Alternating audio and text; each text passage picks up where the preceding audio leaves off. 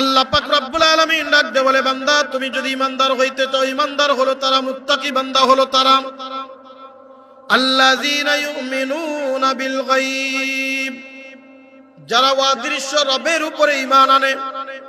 আমরা কি আল্লাহরে দেখেছি? দেখছি কেউ? আল্লাহকে কেউ দেখছেন?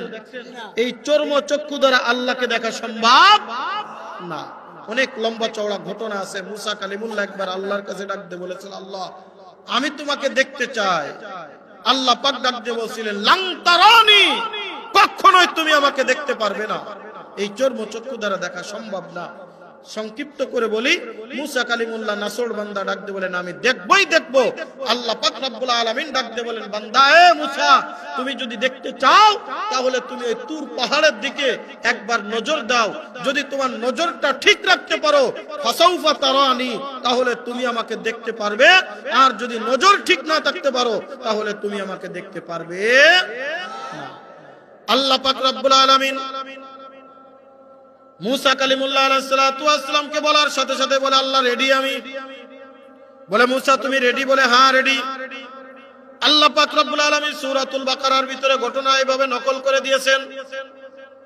আল্লাহ পাক রব্বুল আলামিন বলেন, আমি যখন আমার নূরের কিয়াদ অংশ ৭০,০০০ পর্দার থেকে সব থেকে ছোট নূরটা যখন ওই জমিনের ভিতরে পাহাড়ের উপরে ফেলে দিলাম, আল্লাহ পাক রব্বুল আলামিন ডাক দিয়ে বলেন, ওয়াখাররা মূসা সাঈকা, নূরের তাজাল্লিতে মূসা আলাইহিস সালাতু ওয়াস সালাম আর স্থির করে থাকতে পারে নাই।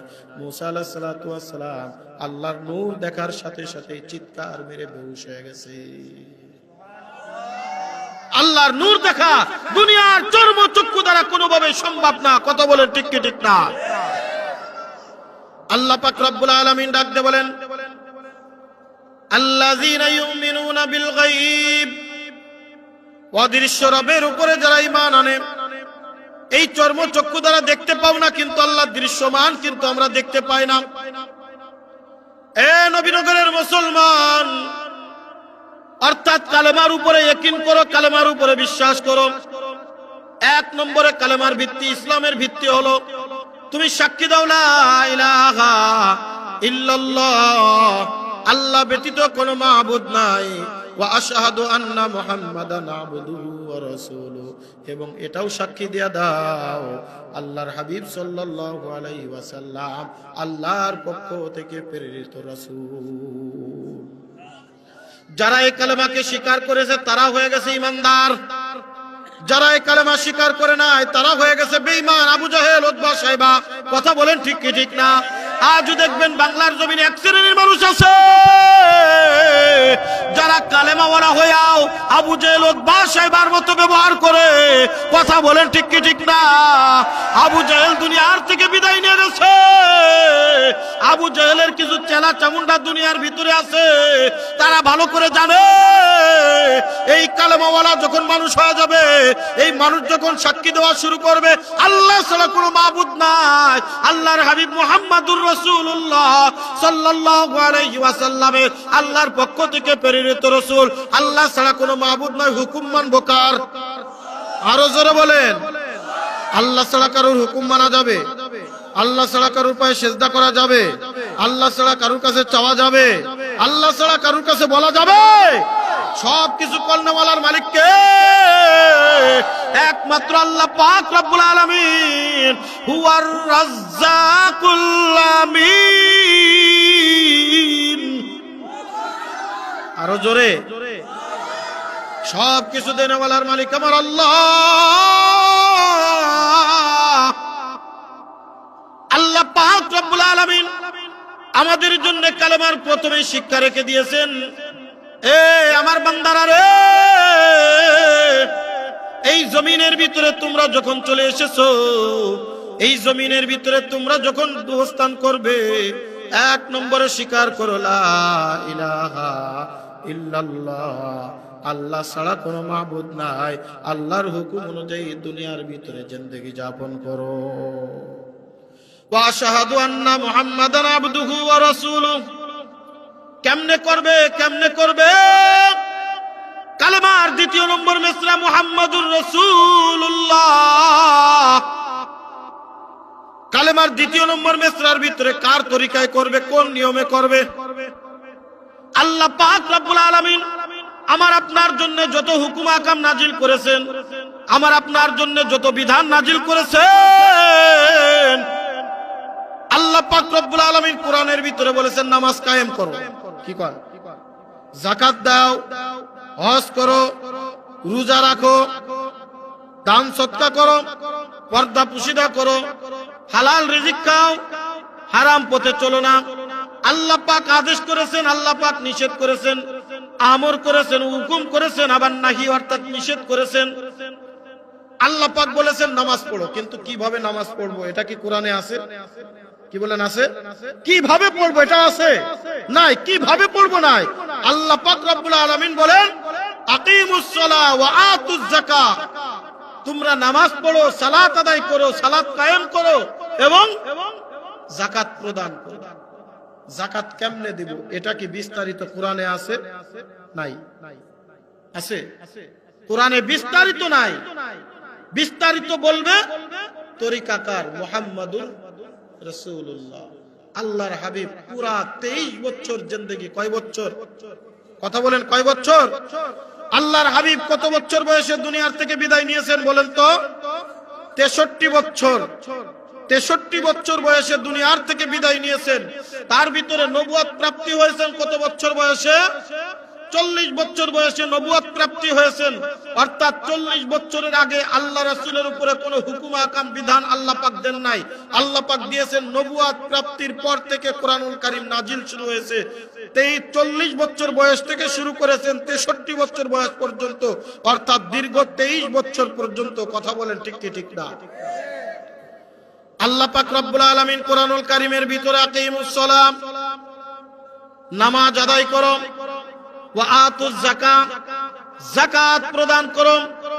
আল্লাহ পাক রব্বুল আলামিন বলেন ইয়া আইয়ুহাল্লাযীনা আমানু কুতিবা আলাইকুমুস সিয়াম কামা কুতিবা আলাল্লাযীনা মিন ক্বাবলিকুম লাআল্লাকুম তাত্তাকুন।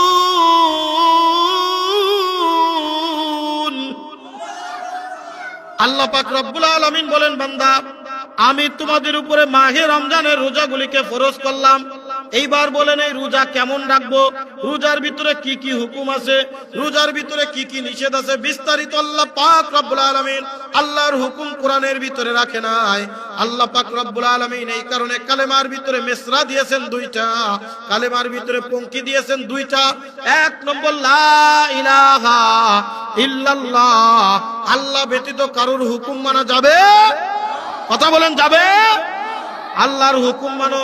অর্থাৎ আল্লাহ পাক রব্বুল আলামিন আল্লাহ রাসূলের উপরে 63 বছর জিন্দেগিতে, বিশেষ করে 23 বছর জীবনের ভিতরে আল্লাহ পাক রব্বুল আলামিন কখনো কখনো একটি আয়াত, কখনো কখনো 2টি আয়াত, কখনো কখনো একটি সূরা, কখনো কখনো 2টি সূরা, এইভাবে আল্লাহ পাক রব্বুল আলামিন দীর্ঘ 23 বছর পর্যন্ত কুরআনুল কারীম নাজিল করেছেন। আল্লাহর আদেশ আর নিষেধ দাবি নাজিল করেছেন, আল্লাহর হুকুম আহকামগুলি নাজিল করেছেন।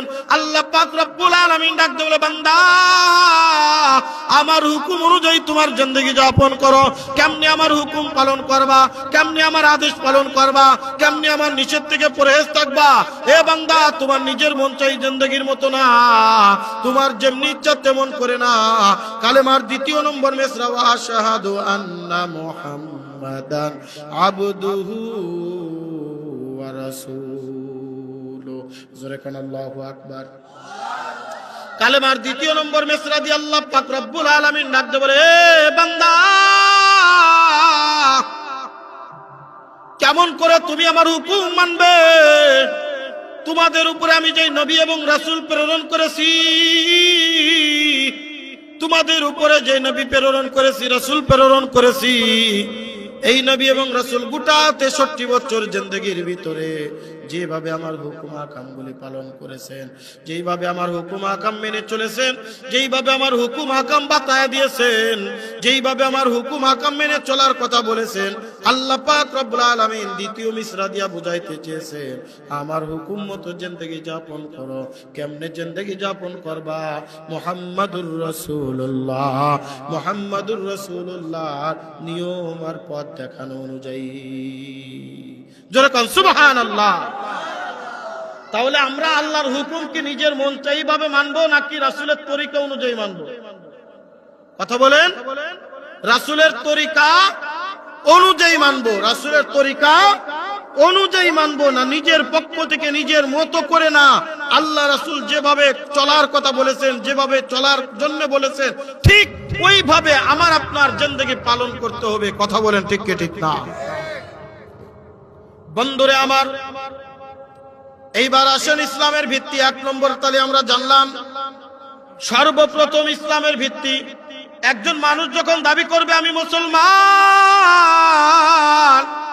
একজন যখন দাবি করবে আমি ইমানদার, একজন যখন দাবি করবে আমি মুমিন, একজন দাবি করবে যখন আমার ধর্ম হলো ইসলাম, তখন তার সর্বপ্রথম ইসলামের ভিত্তি তার ঠিক রাখতে হবে কালেমা।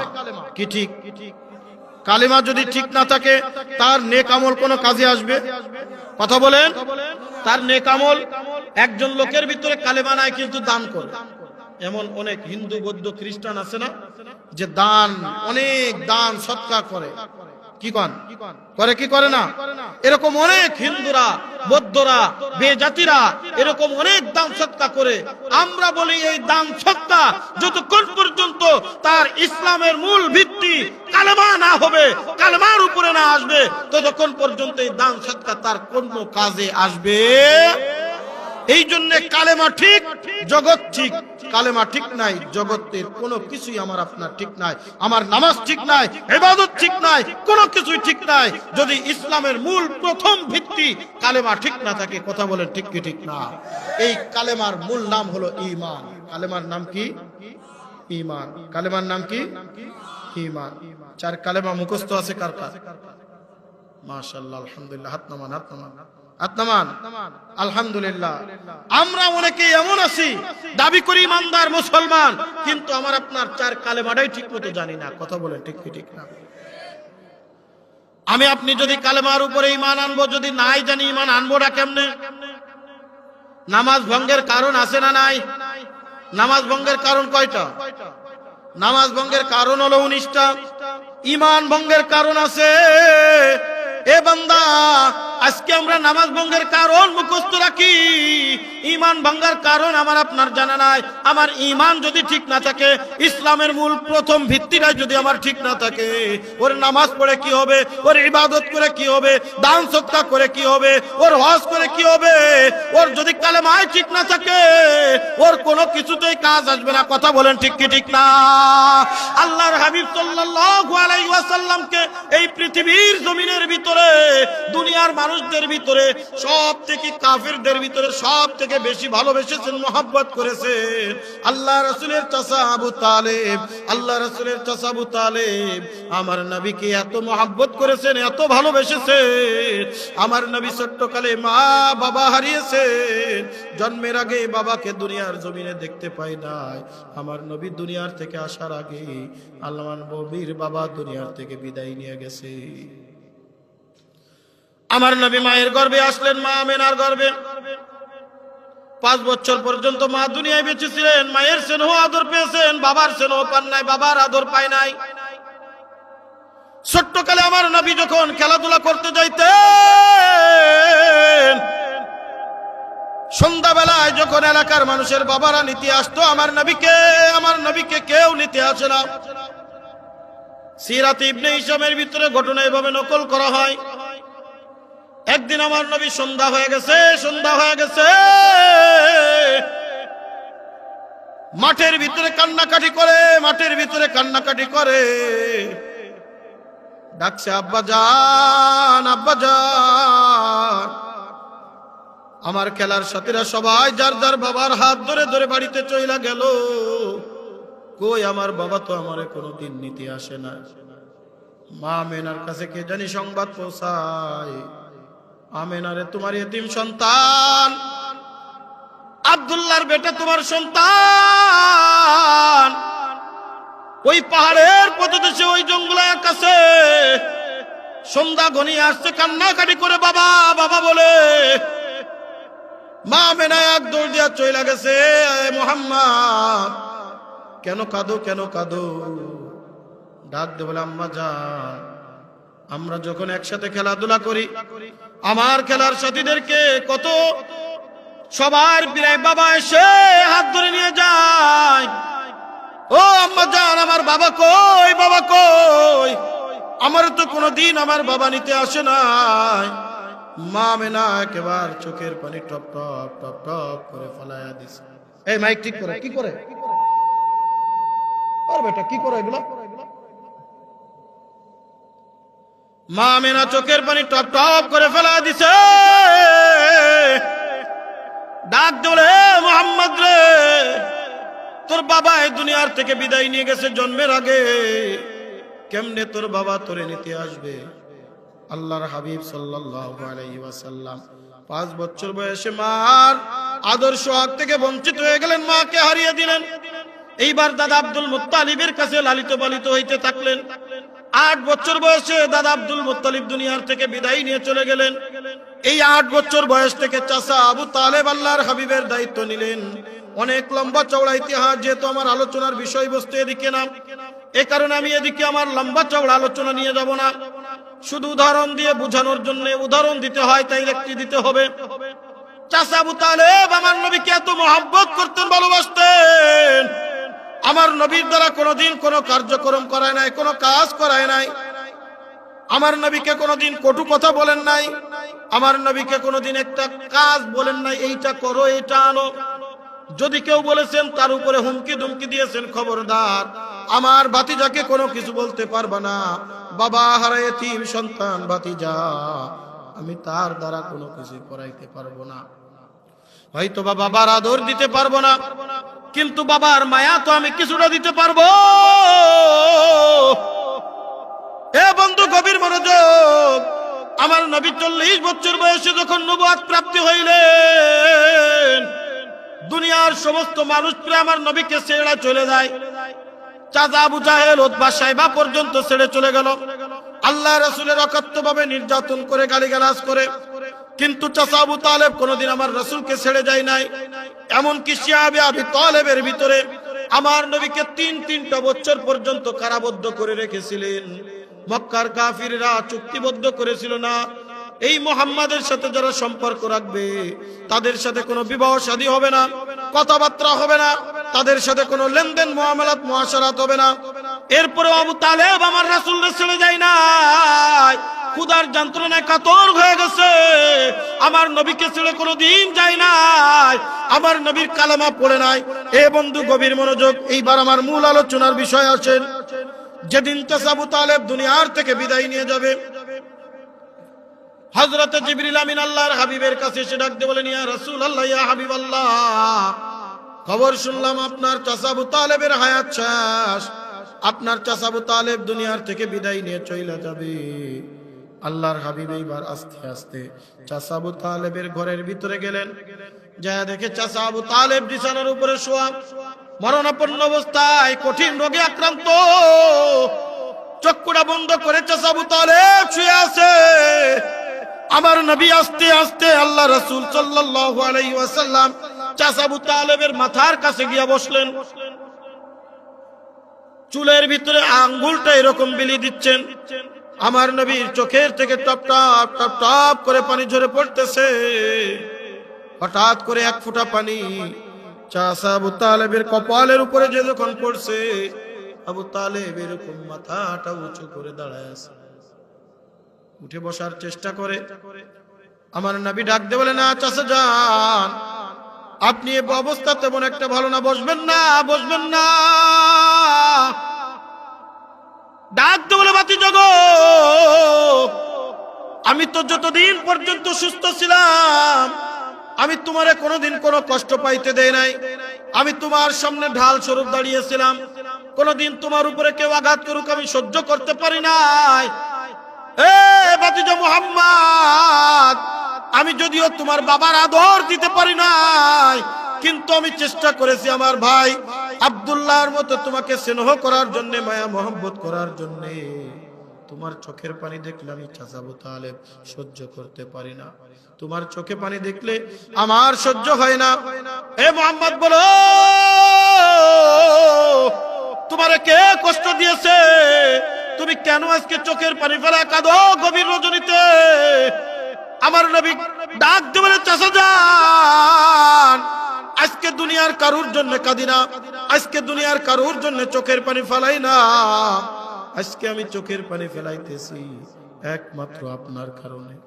চাচা আবু তালেব ডাক দিয়ে বলে, কেন, আমি কি করলাম? বলে, চাচা যান, আপনি আমার 8 বছর বয়স থেকে দায়িত্ব নিয়েছেন, কোনদিন আমারে কষ্ট পাইতে দেন নাই, আমারে কোনদিন একাকিও ছাড়েন নাই, আমারে কোনদিন খেয়াল কোটায় এদিক সেদিক ওদিক করতে বলেন নাই, আমারে কোনদিন কাজ করব করতে বলেন নাই। ও চাচা যাও, চাচা, আমি যখন নবুয়ত প্রাপ্তি হইলাম, দুনিয়ার সমস্ত মানুষ প্রায় আমার থেকে দূরে সরে যায়, আমার উপরে অকাত্য নির্যাতন করে, এরপরেও আপনি আমারে ছাইড়া যান নাই, আপনি আমারে ভুইলা যান নাই, আপনি আমারে ছাইড়া চলে যান নাই। ও চাচা, আজকে আপনি দুনিয়ার থেকে বিদায় নিয়ে যাবেন, এই মাত্র জিবরিল আমিন খবর দিয়া গেল, আজকের রজনী আপনার জিন্দেগীর শেষ রজনী। চাচা যান, আপনি দুনিয়ার থেকে বিদায় নিয়ে যাবেন, কিন্তু আপনি তো কালেমাওয়ালা হইতে পারেন নাই, আপনি তো কালেমা পড়েন নাই, আপনি তো ঈমান আনেন নাই, আপনি তো কালেমা পড়েন নাই। ও চাচা, আমি এই গভীর রজনীতে এসেছি এই কারণে, কাল কিয়ামতের ময়দানে যখন কোনো মা তার কাজে আসবে না, যখন কোনো বাবা তার কাজে আসবে না, যখন কোনো ভাই তার ভাইয়ের কাজে আসবে না, যখন কোনো বন্ধু তার বন্ধুর কাজে আসবে না, যখন স্বামী তার স্ত্রীর কাজে আসবে না, ওই দিন কিয়ামতের ময়দানে আমি রাসূল ব্যতীত আর কেউ সুপারিশ করতে পারবো না। ওই দিন আল্লাহ পাক রব্বুল আলামিন একমাত্র আমাকে হাউজে কাউসার দান করবেন। সুবহানাল্লাহ।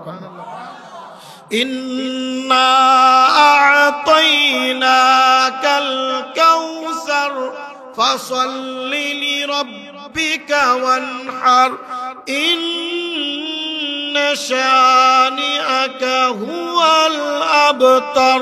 জোরে কান আল্লাহু আকবার। আল্লাহ পাক রব্বুল আলামিন বলেন, একমাত্র আমি আমার নবী মুহাম্মদুর রাসূলুল্লাহকে হাউজে কাউসার দান করব। আল্লাহর হাবিব ডাক দিলে, চাচা, ওই কিয়ামতের ময়দানে আমার কত উম্মতকে আমি সুপারিশ করে হাউজে কাউসারের পানি পান করাম, আল্লাহর জান্নাতের ভিতরে নিব। চাচা গো, আপনি আমার এত মহব্বত করেছেন, ভালোবেসেছেন, আপনি আমার জন্য কত কাফিরের কত কথা শুনেছেন। আবু জাহেল, উতবা, শাইবা 3 বছর পর্যন্ত আমাদেরকে কারাবদ্ধ করে রেখেছিল, এরপরেও আপনি আমারে ভুইলা যান নাই, আমারে ছাইড়া চলে যান নাই, আমার পিছনে আটার মতো লেগেছিলেন। ও চাচা, আপনি দুনিয়ার থেকে বিদায় নিয়ে যাবেন, আপনার সমস্ত আমল বৃথা হয়ে যাবে যদি আপনি কালেমাওয়ালা না হন, যদি আপনি কালেমা না পড়েন। কথা বলেন ঠিক কিনা? বলেন তো, আবু তালেবের কোনো কিছুর কমতি ছিল? আমার রাসূলের আপন চাচা, আপন চাচা, আমার রাসূলকে যতদিন আবু তালেব দুনিয়ায় বেঁচে ছিলেন ততদিন পর্যন্ত আমার রাসূলের চোখের দিকে চোখ রাঙিয়ে কোন কাফির কথা বলতে পারে নাই। ভয় পেয়েছে আবু তালেব। শুধু কি পড়ে নাই? কথা বলেন। কালেমা পড়ে নাই, তার কোন আমল কাজে আসে? আমার রাসূলকে এত মহব্বত করে ভালোবেসেও সে আল্লাহর জান্নাতে যাবে? যাবে। কারণ ওই শাহাদাতু আল্লাহ ইলাহা ইল্লাল্লাহু ওয়া আশহাদু আন্না মুহাম্মাদান আবদুহু ওয়া ওয়া রাসূলুহু। ইসলামের মূল ভিত্তি, এক নম্বর ভিত্তি শাহাদাতু আল্লা ইলাহা ইল্লাল্লাহ, এক আল্লাহর সাক্ষী দেয় না, ওয়া আশহাদু আন্না মুহাম্মাদান আবদুহু ওয়া রাসূলুহু, আল্লাহ রাসূলের রাসূল হিসেবে স্বীকৃতি দেয় না, যার কারণে তার কোন আমল কাজে আসবে না। এ নবীনগরে কুলাউড়ার মুসলমান, এক নম্বর আমাদের আজকের আলোচনা থেকে শিক্ষা নিতে হবে, আমাদের কালেমা ঠিক রাখতে হবে, আমাদের কালেমা ঠিক করতে হবে, কালেমার উপরে ঈমান আর ইয়াকিন রেখে কালেমার উপরে আমল করে যেতে হবে, তবেই আমি দাবি করতে পারবো মুসলমান। কথা বলেন ঠিক কিনা? এই কালেমা যদি ঠিক না হয়, আমার কোন আমল আল্লাহর দরবারে কবুল হবে না। কথা বলেন ঠিক কি ঠিক না? কালেমার ইসলামের এক নম্বর নাম কি, ভিত্তির নাম কি বলেন? কালেমা লা ইলাহা ইল্লাল্লাহু মুহাম্মাদুর রাসূলুল্লাহ। এইবার আসেন দ্বিতীয় নম্বর, ওয়া আকিমিস সালাহ। এ বান্দা, তুমি যখন কালেমাওয়ালা হয়ে গেলাম, এ বান্দা রে, তুমি যখন কালেমার উপরে ঈমান আনলা, তখন এইবার দ্বিতীয় নম্বর ভিত্তি তোমার যেটা ঠিক রাখতে হবে। এক পাশের পিলার আপনি সোজা করে দিলেন, এইবার দ্বিতীয় নম্বর পিলার তোমার সোজা করতে হবে। মুয়াজ্জিন যখন আযান দিবে, আল্লাহু আকবার, আল্লাহু আকবার, আল্লাহু আকবার, আশহাদু আল্লা ইলাহা ইল্লাল্লাহ।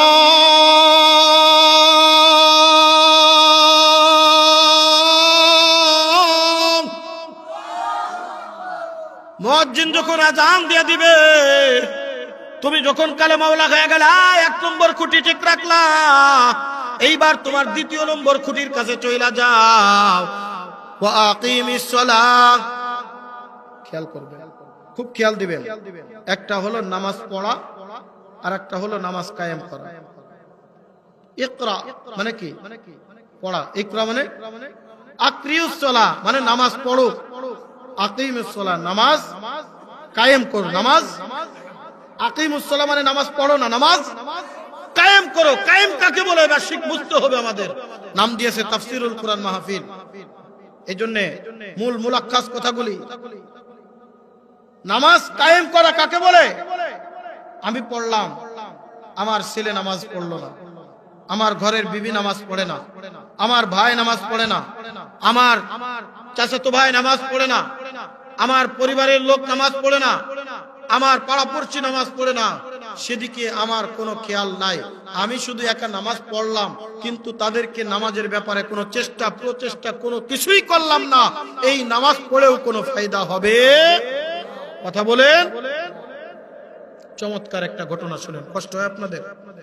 আমার কথা বুঝতে কি কষ্ট হয়? আলোচনায় কষ্ট হয়? চমৎকার একটি ঘটনা শুনেন, তিরমিজি শরীফের হাদিস।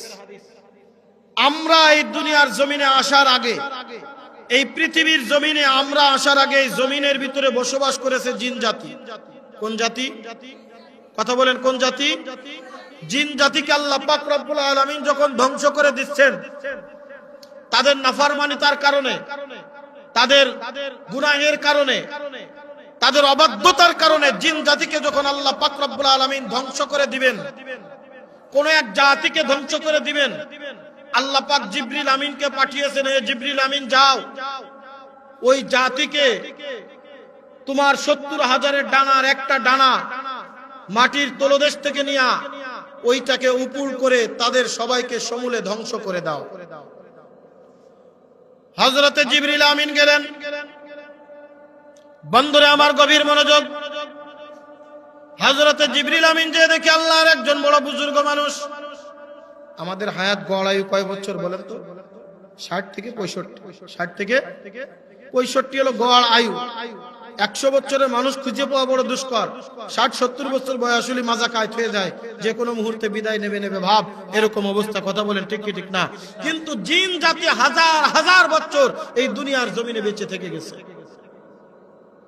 হযরতে জিবরিল আমিন যখন ওই জিন জাতিকে ধ্বংস করতে আসবেন,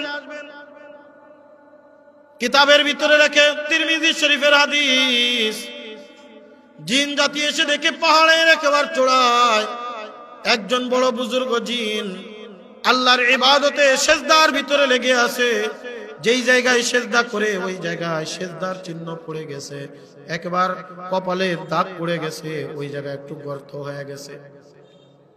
হযরতে জিবরিল আমিন আস্তে আস্তে ওই ব্যক্তির কাছে গেলেন, ডাক দিয়ে বলে, ব্যাপার কি, তুমি এখানে কতদিন ইবাদত করো? ওই জিন ডাক দিয়ে বলে, আমি 500 বছর পর্যন্ত একাধারে এই পাথরের উপরে ইবাদত করি। কত বছর? কথা বলেন। 500 বছর পর্যন্ত একাধারে এখানে আমি ইবাদত করতেছি, আল্লাহর কুদরতি পায়ে সেজদা দিতেছি, এই পাথরের উপরে সেজদা করি। হযরতে জিবরিল আমিন আল্লাহর দরবারে চলে গেল, রব্বুল আলামিন আপনি কাদেরকে ধ্বংস করতে বলেছেন? ওগো রব্বুল আলামিন, ওই জাতির ভিতরে এমন একজন তোমার বান্দা আছে, যেই বান্দা একদিন 2 দিন না 500 বছর পর্যন্ত তোমার কুদরতি পায়ে সেজদা দেয়।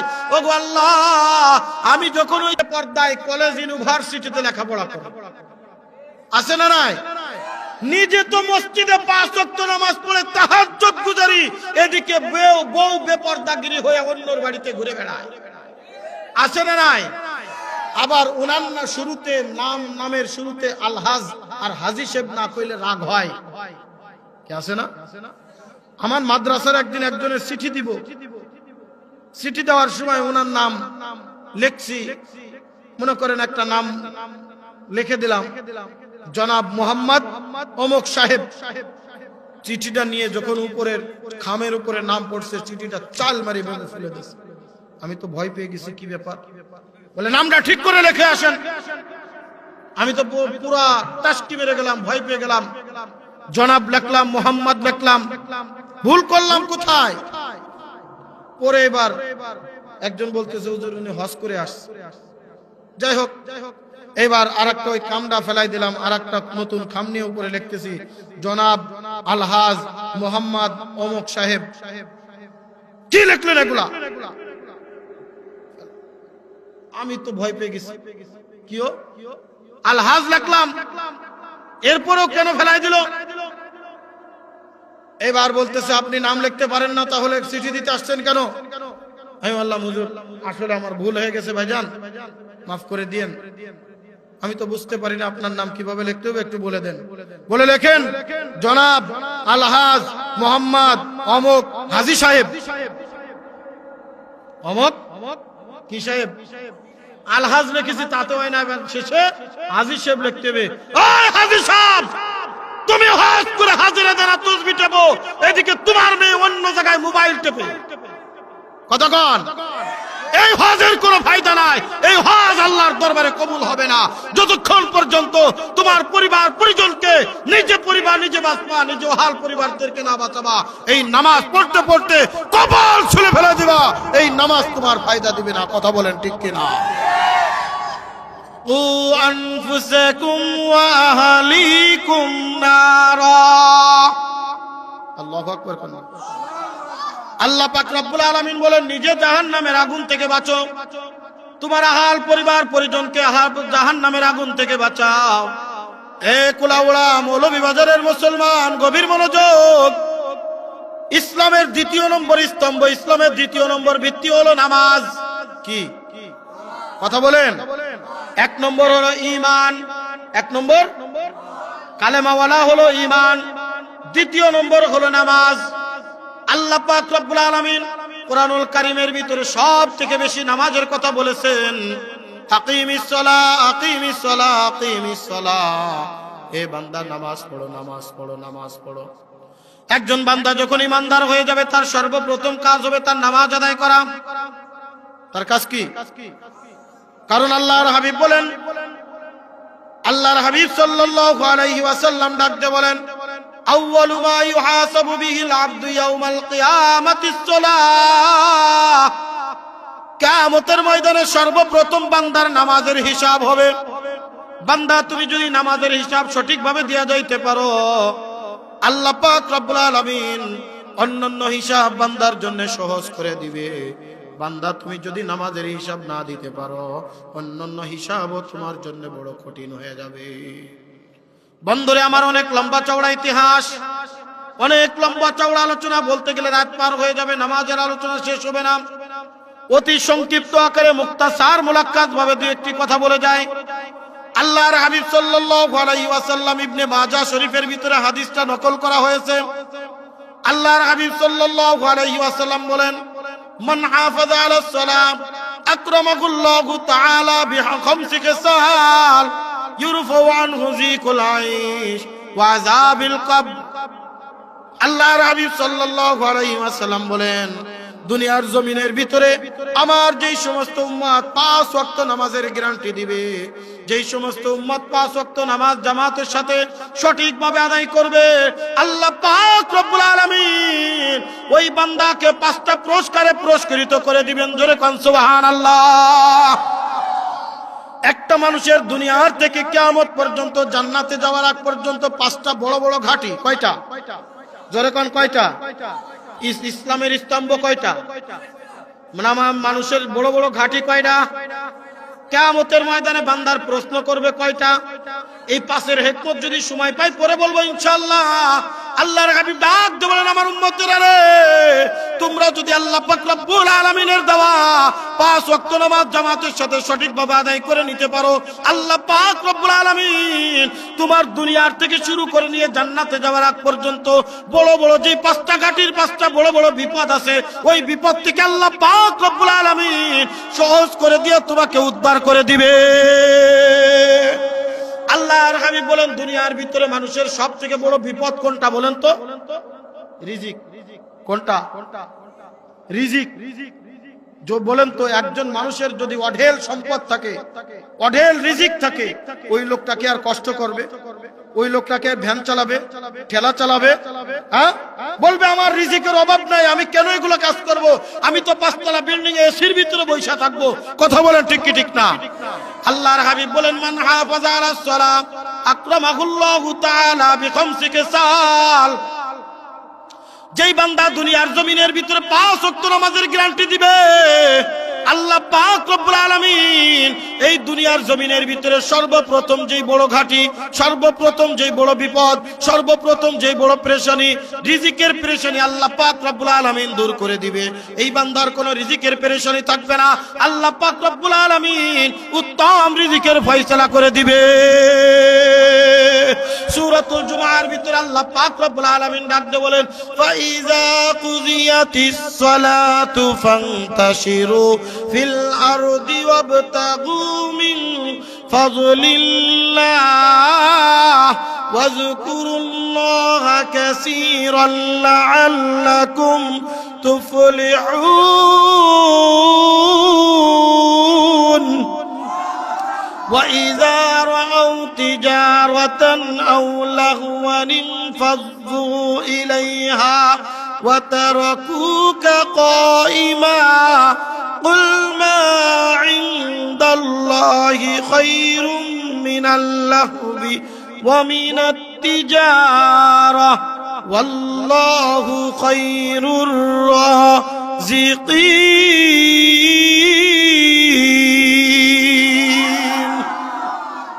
আরো জোরে বলেন আল্লাহু আকবার।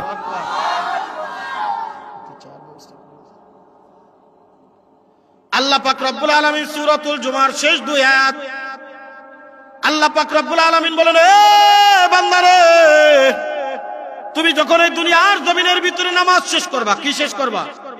কথা বলেন। ফাইজা কুযিয়াতিস সালাহ, তুমি যখন নামাজ শেষ করবা, আল্লাহর রিজিক অন্বেষণ করার জন্য তুমি বাইর হয়ে যাও।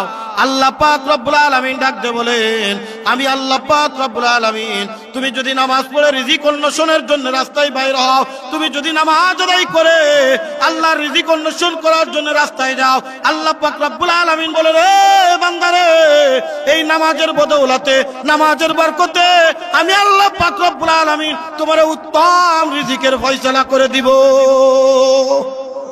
জোরে কন্না সুবহানাল্লাহ। যদি বান্দা ঠিকমতো নামাজ আদায় করে, আল্লাহর হাবিব বলেন, আল্লাহ পাক গায়েব থেকে রিজিক দিতে পারে কি পারে না? কথা বলে। বন্ধুরে, ছোট্ট একটি ঘটনা বলবো। আল্লাহর হাবিব সাল্লাল্লাহু আলাইহি ওয়াসাল্লামের একজন সাহাবী আল্লাহর হাবিবের কাছে আসছে, ইয়া রাসূলুল্লাহ, ইয়া হাবিবাল্লাহ, 3 দিন পর্যন্ত ক্ষুধার যন্ত্রণায় কাতর হয়ে গেছি। ওগো আল্লাহর হাবিব, ঘরে খানা দানা বলতে তেমন কিছুই নাই, ছোট্ট ছোট্ট 2-3টা বাচ্চা আছে আমার। এই বাচ্চাদের মুখের দিকে তাকাইলে আমার বড় কষ্ট লাগে। ওগো আল্লাহর হাবিব, আমার একটু খাবারের ব্যবস্থা করবেন নি? আল্লাহর হাবিব ডাক দিয়ে বলে, হে সাহাবী রে, তোমার যে অবস্থা আমার তো একই অবস্থা, তবে আমি এমন একটা পন্থা বতলায় দিতে পারি, এমন একটা পথ বলে দিতে পারি, যেই পথ তুমি যদি অবলম্বন করো, আল্লাহ পাক রব্বুল আলামিন ওয়াদা করে দিয়েছেন তোমাকে উত্তম রিজিক, গায়েবী রিজিক আল্লাহ পাক রব্বুল আলামিন দান করবেন। জোরে কোন সুবহানাল্লাহ। আল্লাহর ওয়াদা সত্য না মিথ্যা? কথা বলেন, সত্য না মিথ্যা? সাহাবী রাখতে বলেন, ইয়া রাসূলুল্লাহ, ইয়া হাবিবাল্লাহ, কি কথা বলেন বলেন। আল্লাহর হাবিব ডাক দিলে, সাহাবী রে, যাও যাও নামাজ আদায় করে আসো। তুমি যদি আল্লাহর দরবারে 2 রাকাত নামাজ আদায় করে আল্লাহর দরবারে যদি চাইতে পারো, আল্লাহ পাক রব্বুল আলামিন ডাক দিয়ে বলে, বান্দা, নামাজের পরে তুমি যা আমার কাছে চাবা, আমি আল্লাহ ওইগুলাই তোমার জন্য দান করে দিব। জোরে কোন সুবহানাল্লাহ। এটা আমার কথা না, আল্লাহ পাক রব্বুল আলামিন স্বয়ং সূরাতুল বাকারার ভিতরে ঘোষণা করেন, ইয়া আইয়ুহাল্লাযীনা আমানুস্তাঈনু বিস-সাবরি ওয়াস-সালাহ ইন্নাল্লাহা মা'আস-সাবিরিন।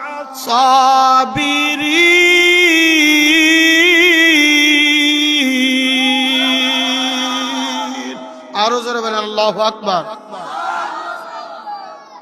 আল্লাহ পাক রব্বুল আলামিন বলে, বান্দা, তুমি আমার কাছে কেমন করে চাবা গো, কেমন করে চাবা? আমি আল্লাহ পাক রব্বুল আলামিন বাতায়া দিচ্ছি, এ বান্দা, তুমি যখন কোনো বিপদের ভিতরে পড়া যাবা, তুমি দুনিয়ার কোনো মানুষের কাছে না, দুনিয়ার কোনো বাবার কাছে না, দুনিয়ার কোনো মানব জাতির কাছে না, দুনিয়ার অন্য কোনো কারোর কাছে না, বান্দা, তুমি মসজিদে চইলা যাও, বিস-সাবরি ওয়াস-সালাহ, সবর ইখতিয়ারের মাধ্যমে 2 রাকাত নামাজ আদায় করো, আমার কুদরতি পেয়ে সিজদায় পড়ে যাও। নফল নামাজের ভিতরে আল্লাহর কাছে চাওয়া যায়।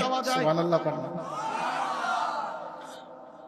আপনি নফল নামাজ পড়ছেন, নফল নামাজের ভিতরে সিজদারত অবস্থায় আল্লাহর কাছে যা চাবেন আল্লাহ তাই দিবে। জোরে কোন সুবহানাল্লাহ।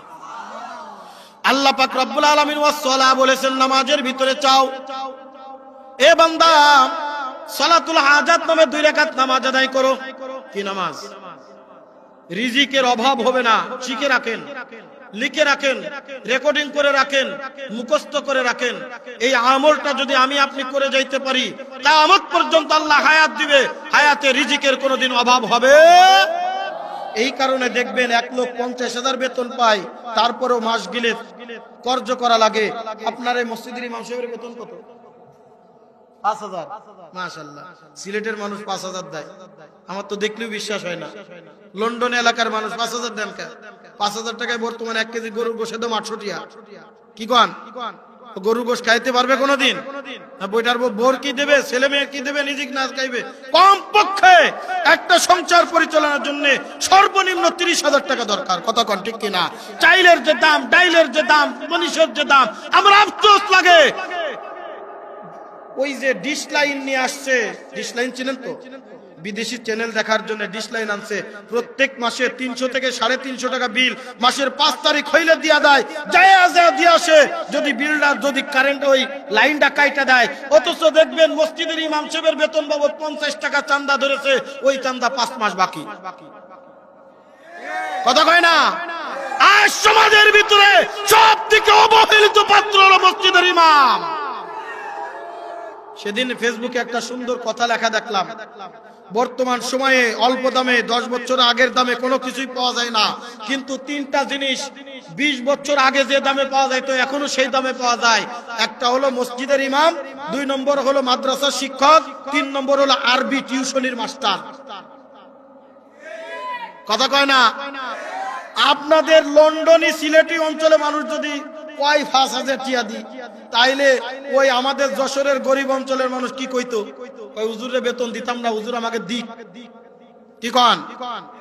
কিন্তু তারপরেও দেখেন, আজ কোন ইমাম সাহেবরে দেখছেন মানুষের কাছে ধার কর্জ করে খাইতে? কোন মানুষ কোন ইমাম সাহেবরে দেখছেন বাজারে হুজুরে দাঁড় করে রাখছে, ইমাম সাহেব টাকা দিয়ে বাজার থেকে ব্রাহ্মণ বাজার থেকে বাইর হবেন, নাইলে বাইর হইতে পারবেন না। অথচ দেখবেন সরকারি কর্মকর্তা নিজে চাকরি করে, বউ চাকরি করে, বেটার বউ চাকরি করে, বেটা বিদেশ থাকে, বেডি বিদেশ থাকে, সব বিদেশে লাখ লাখ টাকা পাঠাচ্ছে। এরপরে দেখবেন মাস শেষ হলে কয় হুজুর আর কইেন না, বিপদে আছি, বিপদে আছি হুজুর, আর কইেন না, সমস্যা সমস্যা, বরকত নাই। কথা কোন ঠিক ঠিক না? বরকত দেনেওয়ালার মালিক কে? আরো জোরে বলেন কে? চাইবা কেমনে আল্লাহর দরবারে? কেমনে চাইবা? কেমনে চাইবা? এ বন্ধু গভীর মনোযোগ, গভীর মনোযোগ। কষ্ট হয়? রাগ করেন আমার উপরে? আল্লাহ পাক রব্বুল আলামিন ডাক ধরে, বান্দারে বিপদে পড়ে গেছো, দুনিয়ার কারুর দরবারে না, আমি মাওলার দরবারে চলে আসো। এই মসজিদের ভিতরে 2 রাকাত সালাতুল হাজতের নামাজ আদায় করো। যেই কথা বলতেছিলাম, যেই আমলটা আমি আপনি যদি কইরা যদি পর্দার অন্তরালের মাগো, এ আমার যুবক বাবাজিরা রে, এ মুরব্বী বাবাজিরা, অভাব অনটনের ভিতরে আসো, আজকে আউতাস করতেছো, দ্রব্য মূল্যের এত ঊর্ধ্বগতি, না না, আল্লাহ পাক কোনো টেনশন দিবে না, আল্লাহ পাক কোনো বিপদ দিবে না। একটা আমল যদি আমি আপনি কইরা যাইতে পারি, আল্লাহ পাক রব্বুল আলামিন কিয়ামত পর্যন্ত অভাব দিবে না, কিয়ামত পর্যন্ত কোনো পেরেশানি দিবে না। প্রত্যেক দিন সকাল এবং সন্ধ্যায় 2 রাকাত সালাতুল হাজতের নামাজ আদায় করবেন। কয় রাকাত? সকালে সন্ধ্যায়, সকালে অথবা সন্ধ্যায়, সকালে অথবা সন্ধ্যায় 2 রাকাত সালাতুল হাজত নামাজ আদায় করবেন। এমনি যেমন নামাজ পড়েন ওই রকম নামাজ পড়বেন। সূরাতুল ফাতিহার সাথে যে কোনো সূরা মিলাইতে পারবেন।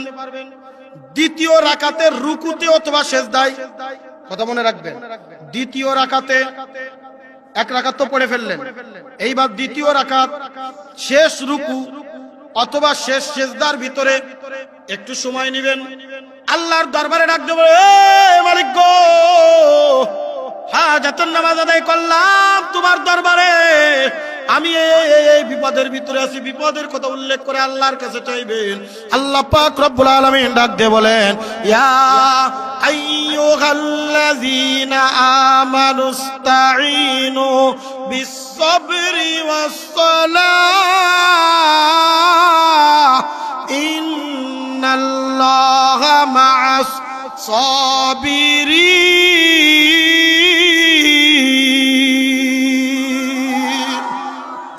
আল্লাহ পাক রব্বুল আলামিন ডাক দে, বান্দারে তুমি যদি আমার কাছে নামাজের মাধ্যমে চাইতে পারো, আমি আল্লাহ পাক রব্বুল আলামিন তোমারে দেওয়ার জন্য বইসা আছি। মনে আছে ওই সাহাবী আল্লাহর হাবিবের কাছে গেলেন, ইয়া রাসূলুল্লাহ, ইয়া হাবিবাল্লাহ, মনে আছে কথা? হ্যাঁ মনে আছে? ইয়া রাসূলুল্লাহ, ইয়া হাবিবাল্লাহ, বড় অভাব, বড় বিপদ। আল্লাহর হাবিব ডাক দে, সাহাবীরে দুনিয়ার কারুর কাছে না, কারুর কাছে না, সুন্দর করে 2 রাকাত, সুন্দর করে ওযু করে নাও, ওযু করে 2 রাকাত নামাজ আদায় করো। নামাজ আদায় করে আল্লাহর দরবারে চাও। আল্লাহর ওয়াদা, আল্লাহ পাক রব্বুল আলামিন তোমাকে উত্তম রিজিক দান করবে, তোমাকে সম্মানিত রিজিক দান করবে। ওই সাহাবী এক দৌড় দিয়া চলে গেছে ওযুখানার ভিতরে, সুন্দর করে ওযু করলেন, ওযু করে 2 রাকাত নামাজ আদায় করলেন। নামাজ আদায় করে বন্ধু গভীর মনোযোগ, ইবনে মাজাহ শরীফের ভিতরে হাদিসটা নকল করা হয়েছে। ওই সাহাবী আল্লাহ পাকের কাছে দোয়া করলেন, হে রব্বুল আলামিন, আপনার দরবারে নামাজ আদায় করলাম, আপনার দরবারে সালাত আদায় করলাম, আপনার দরবারে চাইলাম, মালিক মাওলা রব্বুল আলামিন